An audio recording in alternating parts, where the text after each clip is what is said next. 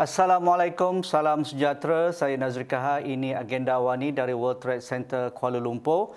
Kerajaan Negeri Johor sudah pun mengumumkan pakej rancangan ekonomi ketiga susulan daripada Perintah Kawalan Pergerakan 3.0 yang kita sedang lalui sekarang dengan jumlah dana yang disediakan hampir 241 juta. Ini merupakan kesinambungan PRE ataupun pakej rancangan 1.0 yang bernilai hampir 167 juta, manakala pakej rancangan 2.0 109.48 juta. Ini merupakan kesinambungan bagaimana kerajaan negeri Johor melihat isu kesihatan awam. Kita melalui pandemik yang tidak pernah kita lalui sebelum ini, dan bagaimana juga kebajikan dan juga kesejahteraan rakyat diambil kira oleh kerajaan negeri Johor. Jadi untuk kita melihat bagaimana persiapan ataupun bagaimana kerajaan negeri Johor mendepani isu pandemik COVID-19 untuk tahun kedua ini dengan Perintah Kawalan Pergerakan penutupan penuh yang kita lalui sekarang, kita tidak tahu bila ia akan berakhir, dan pastinya banyak sektor akan terkesan seperti sektor pekerjaan, sektor PKS, sektor pendidikan dan sektor industri berasaskan perkhidmatan. Itu masih tidak pulih sepenuhnya, walaupun kita lihat ada cahaya di hujung terowong pada hujung tahun lalu, tetapi ia kembali menjadi satu sektor yang paling terkesan. Apatah lagi negeri Johor antara negeri yang termaju di negara kita yang menetapkan ataupun menumpukan industri perkhidmatan dan juga industri berteknologi tinggi. Jadi di talian melalui Skype pada malam ini saya bersama Yang Amat Berhormat Insinyur Dato' Hasni Mohamad, Menteri Besar Johor. Assalamualaikum Dato', apa khabar? Waalaikumsalam warahmatullahi baik. Terima kasih Saudara Nazri. Terima kasih Dato' kerana saya untuk bersama-sama.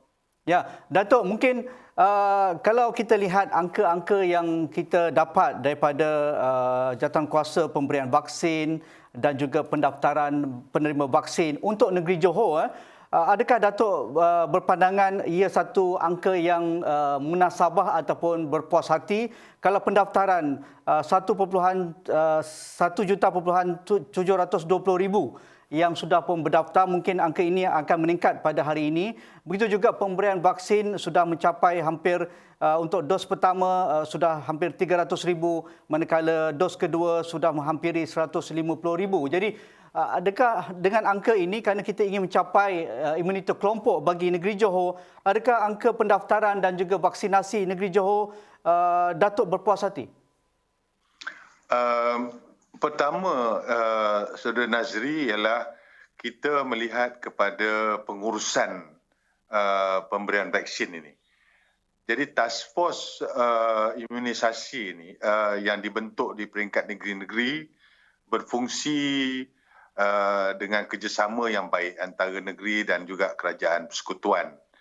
Dan task force telah juga digerakkan di peringkat daerah-daerah melalui jawatankuasa bencana daerah. Itu adalah penting supaya gerak kerja, kesempurnaan gerak kerja dan pematuhan serta sasaran dalam kita melaksanakan pelan imunisasi ini adalah satu yang paling utama. Jadi setelah hampir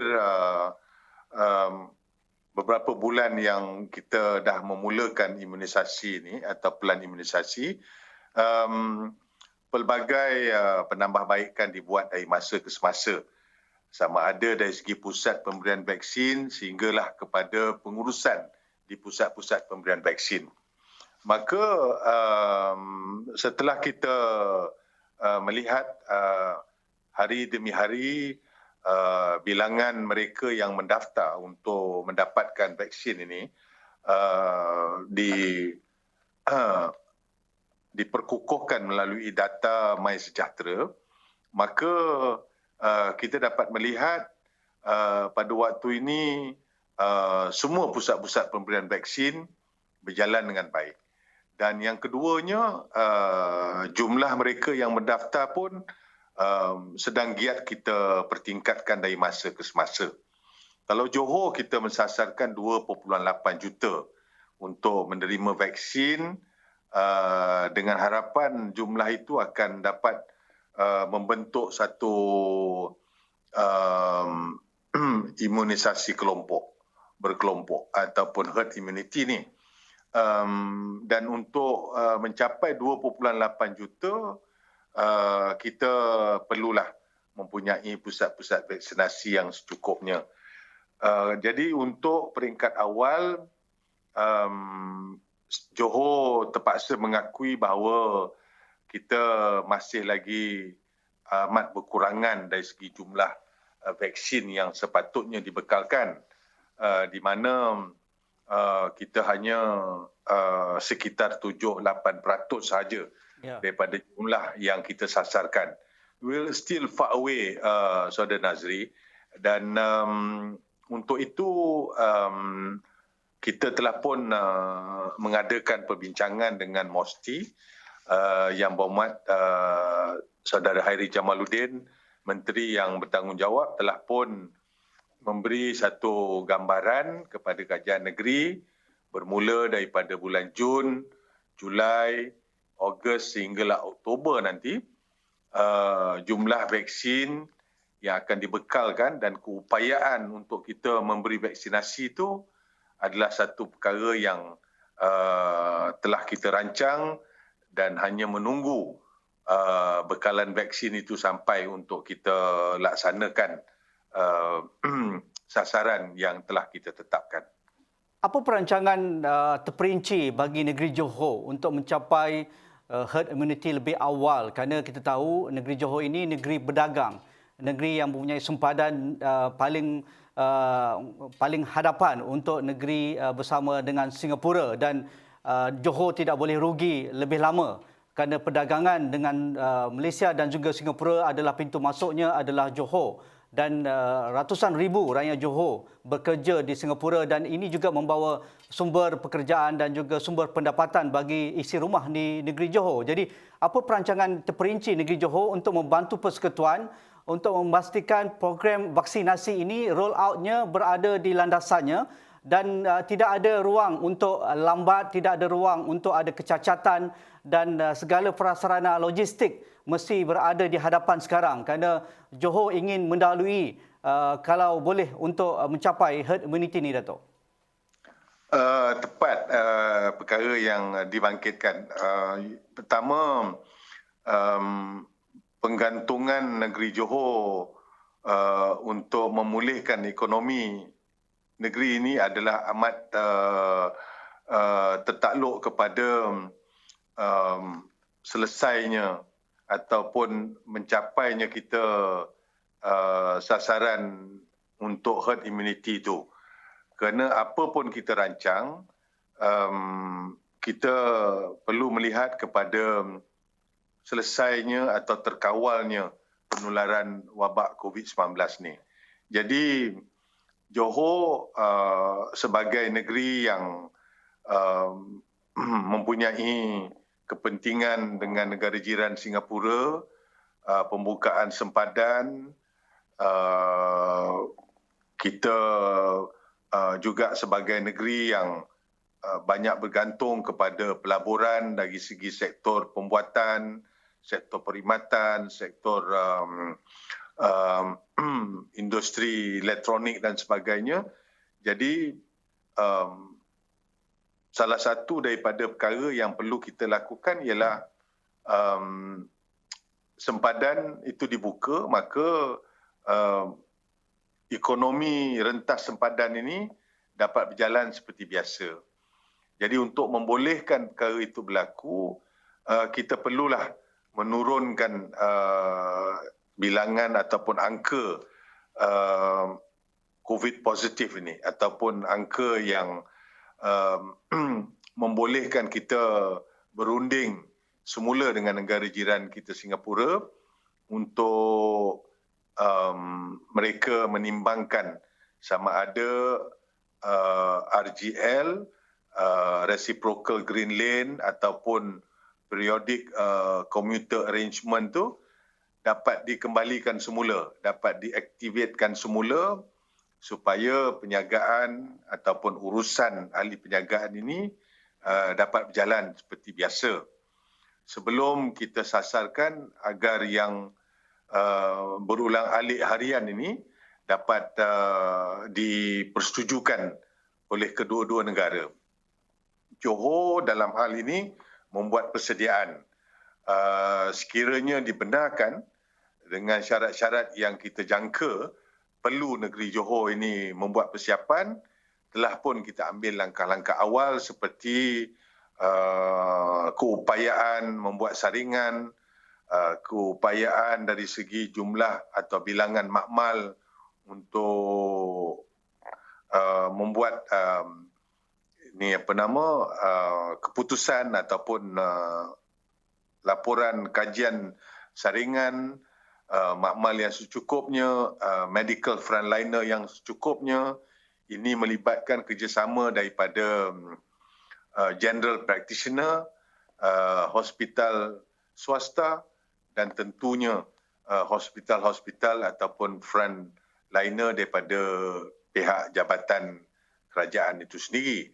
Jadi usaha untuk kita mencapai herd immunity ni atau immunity berkelompok ni, walaupun Oktober itu sebagai masa yang kita jangka kita boleh capai, maka yang pentingnya ialah pusat-pusat vaksinasi. Mampukah kita untuk menguji sekitar 50,000 vaccination setiap hari? Kedua, sama ada kita cukup tak dengan tenaga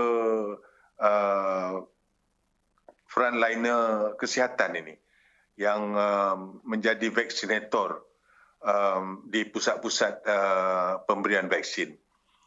Jadi jawapannya yes.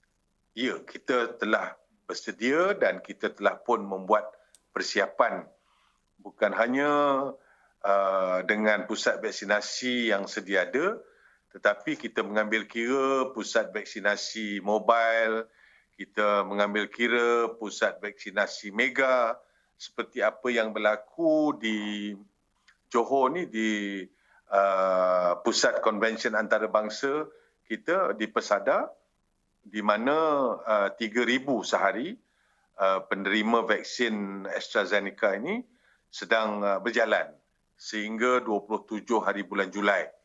Dan pusat vaksinasi seperti di Persada itu akan diperbanyakkan. Ya. Bukan hanya di Johor Bahru, Nazri. Ya. Kerana Johor Bahru mempunyai bilangan atau daerah yang mempunyai penduduk yang tertinggi dalam negeri Johor ni, maka banyaklah sikit PPV mega ni kita kenal pasti di daerah Johor Bahru. Sementara daerah-daerah yang lain seperti Batu Pahat, Muar, Keluang, Kota Tinggi, Kulai, daerah-daerah ini juga akan mempunyai PPV mega supaya kita dapat menyuntik lebih ramai lagi masyarakat kita untuk akhirnya pada bulan Oktober yang kita sasarkan itu, insya-Allah akan dapat kita capai. Jadi pengurusan kesihatan awam ini memanglah kita perkukuhkan dari masa ke semasa, dan untuk kita berjaya dalam segi mencapai herd immunity ini, selain daripada PPV, kita juga tahu bahawa ujian, pemantauan dan juga vaksinasi ini 3 aspek penting yang perlu kita berikan tumpuan 24/7. Sepanjang masa kita mengenal pasti apakah ujian-ujian yang boleh melibatkan lebih ramai lagi masyarakat terlibat ataupun dibuat saringan dengan memperkenalkan DIY test kit sebagai contoh, dengan kita menyediakan tempat-tempat apabila ujian dibuat dan didapati mereka yang positif itu, haruslah ada tempat yang cukup untuk mereka diletakkan seperti di pusat kuarantin kes COVID, sama ada tahap 1, tahap 2, kuarantin di rumah ni mungkin kita hanya hadkan kepada tahap 1 sahaja. Tapi kalau kita punyai pusat kuarantin yang lebih banyak katil ataupun lebih banyak ruang, maka itu akan membolehkan lebih banyak lagi saringan-saringan ujian dibuat di lapangan. Kemudian Kerajaan Negeri dah mengambil langkah awal dengan mengenal pasti mungkin bukan hanya kita bergantung kepada PCR sahaja, the gold standard sebagai kaedah untuk menguji, membuat ujian di bawah, tetapi juga RTK antigen yang sama ada kita guna swabbing di hidung ataupun di mulut. Kemudian kita boleh juga menggunakan saliva sebagai test kit yang ada di pasaran hari ini. Kemudian Kerajaan Negeri juga sedang melihat dan berbincang khususnya dengan negara jiran untuk mendapatkan test kit yang lain seperti breathalyzer. Dia hanya menggunakan kita punya pernafasan sebagai satu kaedah untuk detect positif atau tidak positifnya seseorang. Jadi Saudara Nazri, usaha Kerajaan Negeri saya percaya akan membolehkan kita memulakan langkah post-COVID ini. Ya, menarik. Bukan hanya dalam keadaan kita berhadapan dengan COVID saja.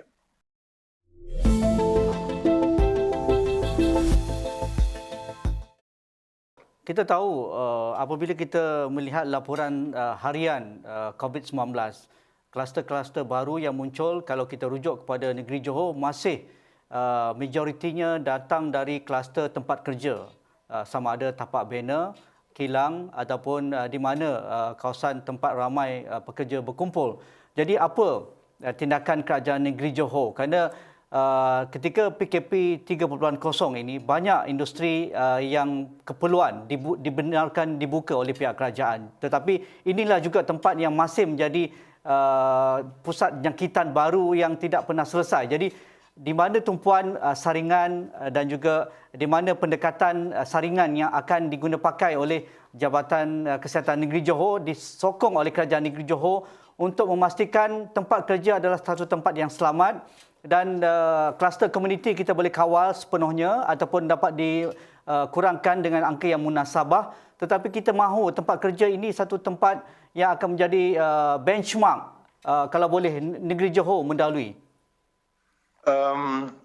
Seperti yang kita sedia maklum bahawa Kementerian Perdagangan Antarabangsa MITI telah pun memastikan supaya kilang-kilang yang hanya tersenarai sebagai essential services dibenarkan beroperasi, itu pun dengan SOP yang ketat. Selain daripada itu, kita juga sedia maklum di mana juga kelulusan atau kepada pihak mana pun kelulusan diberi, salah satu daripada punca ialah apabila pekerja dalam industri tersebut balik ke asrama. Apabila pekerja tersebut keluar ke dalam masyarakat. Di situlah menjadi puncanya pematuhan SOP di kebanyakan industri itu saya dapati bahawa ianya dapat dipatuhi. Sama ada dari segi penjarakan, sama ada syarat untuk menjalankan ujian saringan dibuat kepada setiap pekerja dan peratus jumlah pekerja yang dibenarkan, semua itu dipatuhi. Masalah kita ialah apabila mereka pulang ke asrama. salah satu daripada asrama di Muar sebagai contoh terpaksa kita PKPD kan, akan kita perketatkan kerana itulah di asrama yang sukar untuk nak dikawal. Maka apa yang perlu ialah Jabatan Kesihatan bersama-sama dengan pihak berkuasa tempatan dan juga PDRM, Jabatan Tenaga Kerja yang bertanggungjawab ke atas pematuhan SOP ini supaya program-program ujian ini dilaksanakan dengan lebih menyeluruh. Ini bererti Jabatan Kesihatan dan Kajian Negeri perlu mengusahakan lebih banyak test kit ini disediakan. Dan saya yakin bahawa pihak industri bersedia untuk menyediakan atau nak membeli, menanggung kos test kit tersebut. Jadi apa yang perlu dibuat oleh Kajian Negeri dan juga dengan kerjasama Jabatan Kesihatan ialah untuk membolehkan ujian dijalankan. Cuma Saudara Nazri, kita dalam RTK antigen tu, dianya sebenarnya satu ujian yang boleh dilakukan secara bersendirian. Tetapi kita bimbang ketepatan mereka membuat swab tu. Calitan tu. Calikan tu. Takut dia apabila nak cocok dekat hidung atau tekak tu, perkara tu tak dibuat dengan bersungguh-sungguh. Itu yang menjadikan ujian itu keputusannya mungkin tidak seperti mana yang kita harapkan. Jadi punca kita dah kenal pasti dan pemantauan pihak PDRM, pihak PBT saya rasa tidak boleh apa orang kata bertolak ansur dari segi pematuhan di asrama-asrama pekerja ni. Menarik. Datuk ada mengungkapkan ketika mengumumkan PRI 3.0 bahawa segala bantuan one-off ataupun bantuan yang akan diberikan kepada segala ataupun segenap kelompok masyarakat di Johor akan ditentukan dengan pendaftaran vaksinasi. Kalau itu mereka tidak lakukan, mereka tidak layak untuk mendapat segala bantuan yang sudah pun diaturkan oleh Kerajaan Negeri Johor. Mungkin Datuk nak jelaskan tentang itu, Datuk? Bukanlah tak layak, Saudara Nazir. Nanti kalau orang dengar dia marah saya. Mereka akan menerima bantuan. Cuma kalau nak cepat, mereka hanya perlu antara perkara-perkara lain, tunjukkan mereka dah pun mendaftar di MySejahtera. Itu maksud Kerajaan Negeri dalam usaha untuk meningkatkan lagi ataupun nak menyegerakan masyarakat berdaftar dengan MySejahtera ataupun berdaftar untuk mendapatkan suntikan vaksin ini. Jadi oleh kerana tidak kurang daripada 1 juta yang akan menerima faedah daripada stimulus package Ihsan Johor 3.0 ini, maka saya percaya itu akan membolehkan kita mendaftar lebih ramai dalam satu tempoh masa yang lebih cepat. Kerana saya mengharapkan sebelum akhir tahun ataupun dalam masa sebulan ini kita sudah lengkapkan senarai penerima stimulus package Ihsan Johor 3.0 ini. Jadi 1 bulan itu adalah satu jangka masa yang pendek yang memerlukan kerjasama daripada semua pihak. Untuk makluman Saudara Nazir juga, kalau kita perasan stimulus package kita 3.0 ini adalah dibuat dalam bentuk secara sektoral. Jadi mudah. Kita tengok sektor modal insan, sektor belia ataupun pelancongan. Kemudian kita tengok dari segi sektor yang usahawan. Ini bagi membolehkan kita mempunyai data yang lengkap, which is a problem now, which is our challenge sekarang ni untuk mendapatkan data.